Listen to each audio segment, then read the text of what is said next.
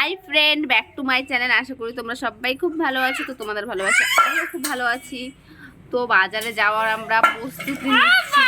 বাজারে যাবো কি না যাবো সেটা পরের ব্যাপার, কারণ বাজারে যেতে গেলে তো পয়সা লাগে। সে পয়সাটার প্রস্তুতি হচ্ছে যে কেউ যদি ধার দিতে পারে তো তাহলে বাজারে যাব। বাজারে গেলেই তো সমিতির বিটিটার মতো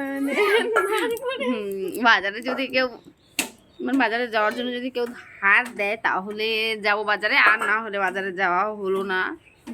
তো সেই জন্যই আগে আমার বর জিজ্ঞাসা করবে আমার দেওরের কাছে যে ওর কাছে টাকা আছে নাকি, মানে ফোনপে করে পাঠিয়ে দিবে। তো তারপর যদি টাকার ব্যবস্থা হয়ে যায় তাহলে বাজারে যাব। তো তোমাদের সঙ্গে পরে দেখা হচ্ছে। বাজারে যদি যাই তাহলে আবার তোমাদের সঙ্গে দেখা হবে, না হলে তুমি এখানে তো বাজারে যাচ্ছি দেওরের কাছ থেকে টাকা আনার জন্য। তো বাজারে আজকে হাটের দিন ছিল, তো বাজারে প্রচুর ভিড় ছিল। আর মুসলিমদের লাস্ট আজকে মার্কেট ছিল, কারণ ওদের তার পরের দিন ঈদ ছিল, তো অনেক ভিড় ছিল বাজারে। আর তো দেওরের কাছ থেকে টাকা নিয়ে নিলাম। তো একটা দোকানে চলে গেলাম শপিং করার জন্য। তো দোকানটায় অনেক ভিড় ছিল, আমাদের কথায় কোনো পাত্তা দিচ্ছিল না। দেখাতে বলছি তো মানে নিজের তালে ছিল।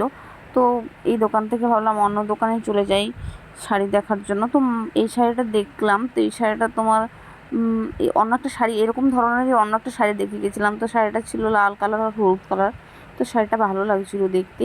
তো এই শাড়িটা একটু খয়েরি ছিল, মানে তো নতুন নতুন লাগছিল, একটু পুরনো পুরনো লাগছে কালারটা। তো সেই কারণে একটাই শাড়ি ছিল, এগুলো অন্য আর কালেকশন দেখাতে পারছিল না। তো সেই জন্য ভাবলাম অন্য দোকানে চলে যাই। তো অন্য দোকানে এসেছি, তো অন্য দোকানে এই লাল শাড়িটা দেখালো। তো লাল শাড়িটা ভালো লাগছিল। তো ভিতরে ছিল তোমার আঁচলটা হচ্ছে সবুজ কালারের আর লাল কালারের।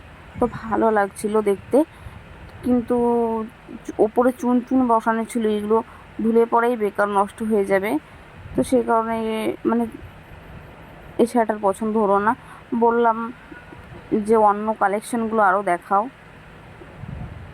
তো ভিড় ছিল, নিজের ধান্দাতেই ছিল, মানে অন্য দিন আসতে লাগতো। তো আমরা অন্য কালেকশনগুলো দেখাতে বললাম। তো ওই যে ওই ছেলেটাকে বললো যে নিয়ে আয়।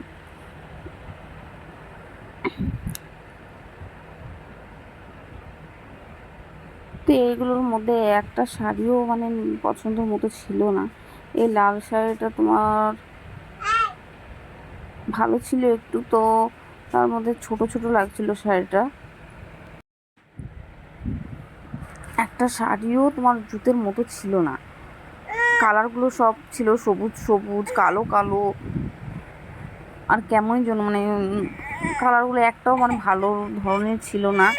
আমার মা আবার লাল ছাড়া পছন্দ করে না, একটু স্ট্যান্ডার্ড জিনিস আমার মা মানে পছন্দ করে না, একটু মানে আগেরকার যুগের মানুষ, তো সেই কারণে লাল লালই ধরনের শাড়ি নিতে পছন্দ করে, সবুজ টবুজ, তারপরে তোমার আরও অনেক কালার আছে, একটু হালকা ধরনের কালার, স্ট্যান্ডার্ড কালার, তো ওগুলো আমার মা পছন্দ হয় না।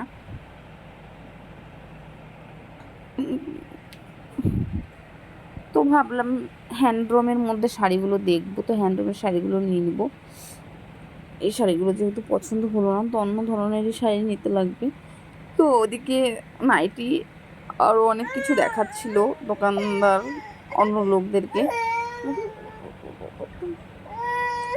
তো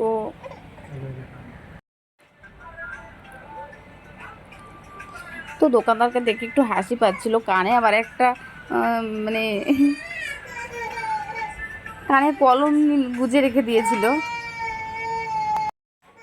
তো এখানে তোমার এই জামাটা দেখে আমার পছন্দ মানে আমার পছন্দ হয়নি, মানে আমার দিদি বলছিল জামাটা ভালো লাগছে নিয়ে নেন, তো নিয়ে নে। তো আমার হাজব্যান্ডের পছন্দ হয়নি। তো শাড়ি এই যে মার জন্য এটা নিলাম, আর হচ্ছে আমার বরের ওই জুতাটা, আর হচ্ছে তোমার গিয়ে ওটার মধ্যে একটা শার্ট আছে বাবার জন্য। তো শার্টটা তোমাদের একটু খুলে দেখাচ্ছি। আর একটা এর দোকানে সবাই শপিং করতে আসো বাস। হ্যাঁ, এই দোকানে শপিং কম টাকা দিয়ে দিল সবকিছু আমাদের। কম টাকা দিয়ে দিলাম লিপিকাকে, সবাই আসবে এখানে আমার দোকানে বাস, আর কিছু না। তো শপিং করা হয়ে গেল, আমরা হাঁটতে হাঁটতে রাত হয়ে গেছে অনেক, মানে কটা বাজে তাও তোমার গিয়ে মানে 6:40 বাজে তখন। তো আমরা তখন যাচ্ছিলাম। তো যেতে যেতে আমার হাজব্যান্ডও এসেছিল বাজারে। তো আমার হাজব্যান্ড পিছন থেকে ওই তো আসছে আমাদেরকে বাড়িতে ছেড়ে দিবে। তো আমি দিদিকে বললাম তুই আগে উঠে পড়, তারপরে আমি উঠছি। তো বাইক নিয়ে আমার হাজব্যান্ড দাঁড়িয়ে গেল ওখানে। তো আমার দিদিকে বললাম তুই উঠ, তো ও আগে উঠে গেল। তো বাড়িতে এসে দেখি আমার মেয়ে পটিতে। এক একজনের অবস্থা একদম ক্রিটিক্যাল অবস্থা ছিল, মানে সবারই খিদে পেয়ে গেছিলো আর অনেক রাত হয়ে গেছিলো। তো শপিং আমাদের কমপ্লিট হয়ে গেছে। তো আর কথা না বলে আমার মেয়েদেরকে খাওয়াতে লাগবে, ও বিস্কুট খাওয়ার টাইম মানে পার হয়ে গেছিলো। তো বাই বাই।